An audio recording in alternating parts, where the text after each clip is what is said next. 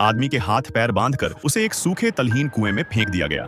इस नाजुक मौके पर कुएं के नीचे पड़ी एक सूखी घास की गठरी ने उसकी जान बचा ली। जब उसे होश आया तो उसकी नजर पास ही पड़े एक कंकाल पर पड़ी। उसे देखकर वह इतना डर गया कि कुछ पल के लिए अपने दर्द को भी भूल गया। थोड़ी देर बाद जब वह शांत हुआ तो उसने रस्सियों से खुद को छुड़ाने की कोशिश की।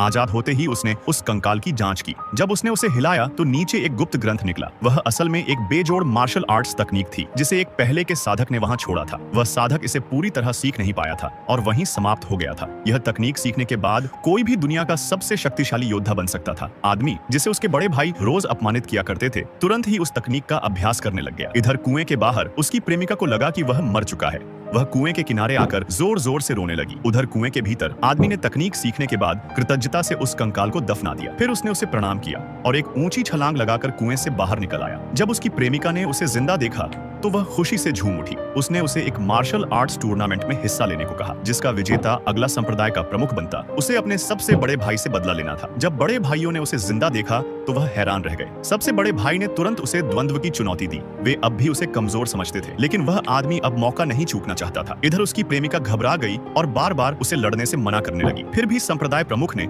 लड़ाई को स्वीकृति दे दी। युद्ध शुरू हुआ। सबसे बड़े भाई ने अपनी सबसे घातक चाल चला। सभी को लगा कि वह आदमी बुरी तरह घायल हो जाएगा, लेकिन उसने बड़ी आसानी से उस हमले को चकमा दे दिया और सिर्फ एक हथेली से पलटवार कर दिया। बड़ा भाई उसकी ताकत देखकर हैरान रह गया। उस आदमी ने केवल एक घूंसे से उसे दूर फेंक दिया। जिद्दी बड़े भाई फिर से हवा में छलांग लगाकर वार करने आया, लेकिन उस आदमी ने एक हाथ उठाकर उसे हवा में गोल गोल घुमाना शुरू कर दिया। इस तरह आदमी ने बड़ी आसानी से अपने भाई को हरा दिया। हार मानकर भाई घुटनों पर बैठ गया और अपने सारे गुनाहों को कबूल कर माफी मांगने लगा। गुस्साई भीड़ ने न्याय की मांग की। संप्रदाय प्रमुख ने तुरंत उसे संप्रदाय से निष्कासित कर दिया और इस तरह आदमी अगला संप्रदाय का प्रमुख बन गया।